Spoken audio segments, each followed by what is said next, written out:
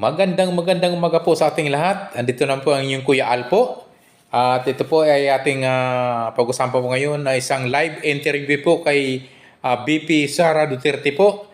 At ito ay nagpa-unlock po ng interview sa mga media po, mga sa ating mga media outlet po regarding po kung ano na po ang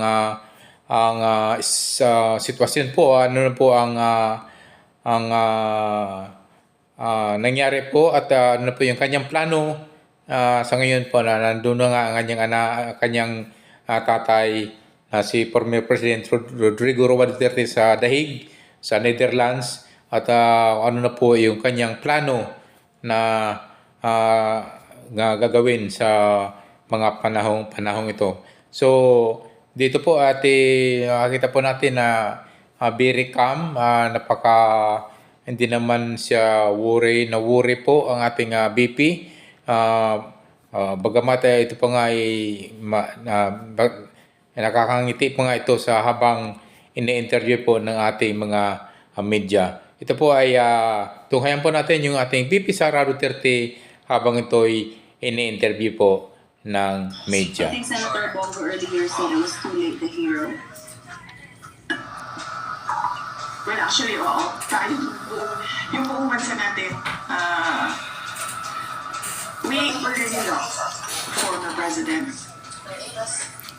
So, late na tayo. Kaya nga, sinabi ko kanina, kung hindi ko lang maalala kung nasabi ko ba. Pero, ways forward na lang tayo. Unang-una, sino ang mananagot? But we don't expect na meron pang panagutin. Pangalawa, anong gagawin natin as a country, as a nation, moving forward? May darating na eleksyon. Ano bang dapat natin gawin dyan? Ang gusto na lahat, pagbabago. So, meron tayong option na 10 senador at meron pa tayong daming tanong sa nangyari sa ating budget sa ngayon, no? Public funds is expended in a constitutionally informed document. So, ano bang gagawin ng bansa? Ituloy natin ang demand natin for transparency, accountability, peace and security para sa ating bayan. Yes, thank you, ma'am. Also, I just want to ask you regarding the defense because when I interviewed Attorney Kaufman, and he said he's very confident that he can, the case can be speedily dismissed. Do you share that sentiment, and where do you think is he coming from?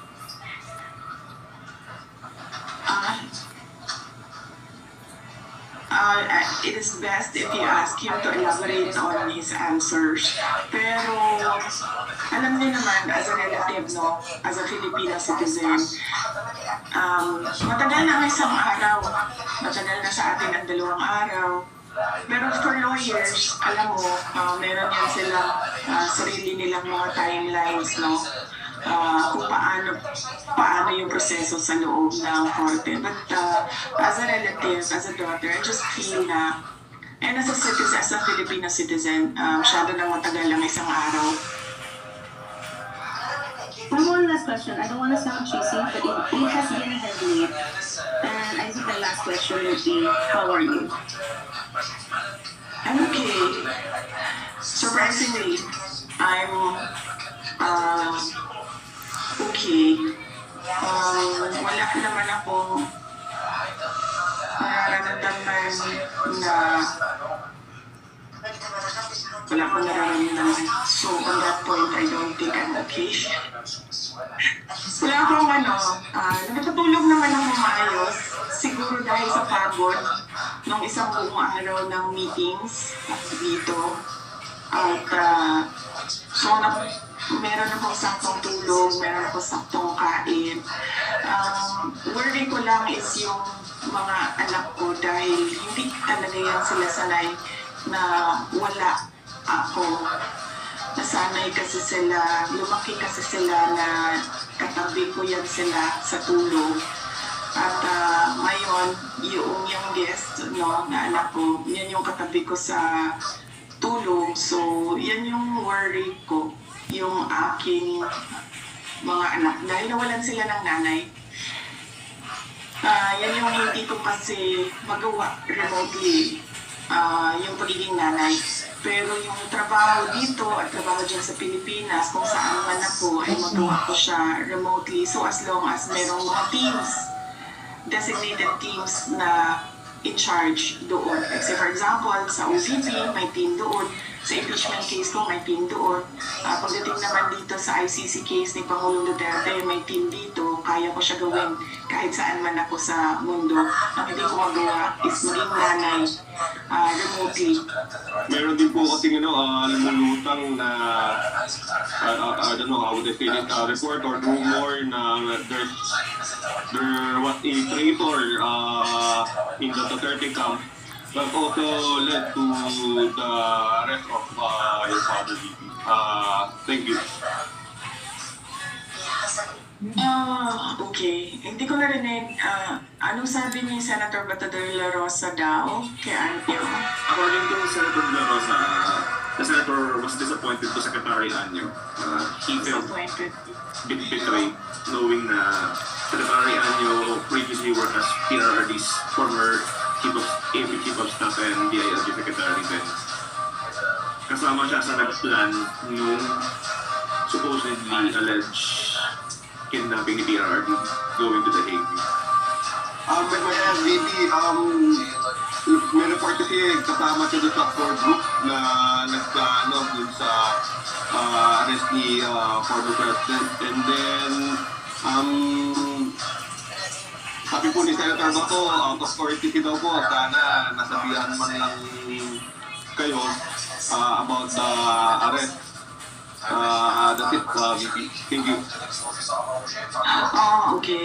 Alam mo, tinanong na rin ako kanina, di ba, ay sabi ko, kanina wala akong nararamdaman. Sa totoo lang, wala talaga akong nararamdaman. Hindi ako galit, hindi ako disappointed. Nothing at all. Kasi, pointless naman na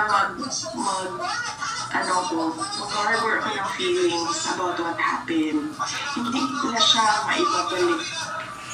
Hindi na mababalik si Pangulong Duterte sa Pilipinas.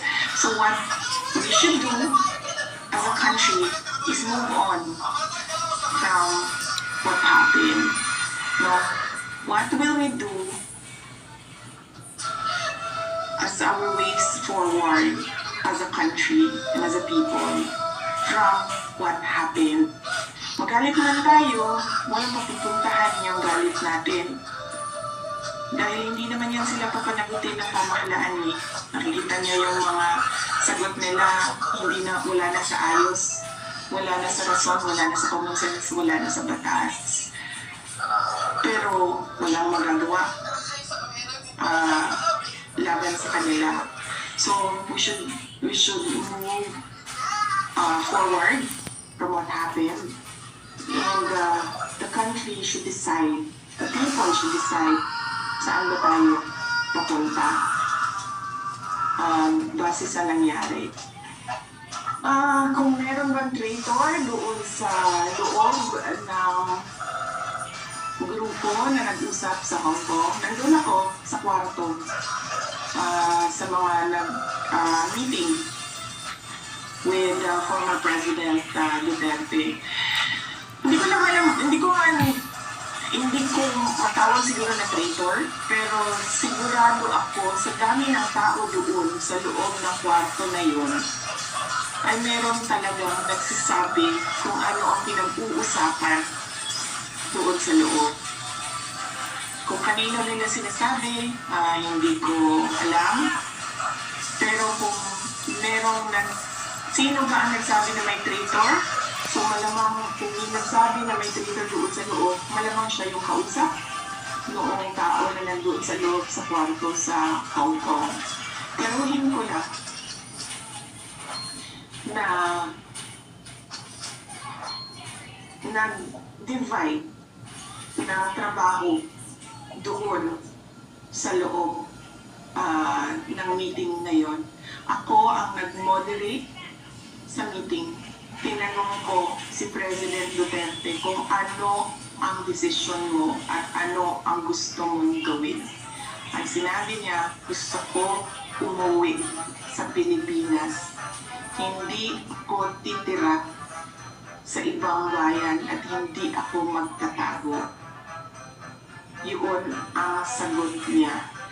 And Attorney Bingbong Medaldea was tasked to do the legal remedies pagdating sa loob ng Pilipinas. Ang desisyon na agahan yung flight, ang flight nila ay alas 4, ang desisyon na agahan yung flight ay galing kay Pangulong Duterte dahil ini-expect niya dadalhin siya sa korte. Kasi yun ang dapat na ginawa doon sa arrest warrant. Kung may traitor man, malamang dahil merong nagsabi merong traitor, traitor siya siguro sa information at binigay niya doon sa kabila. But I don't think meron siyang binigay na information na valuable din sa Philippine National Police dahil alam naman ng lahat at hindi tinago na uuwi si Pangulong Duterte at kung anong oras siya uuwi sa Pilipinas. At ang desisyon na umuwi ay sa kanya. Sabi niya, hindi siya magtatago. Uuwi siya ng bayan niya.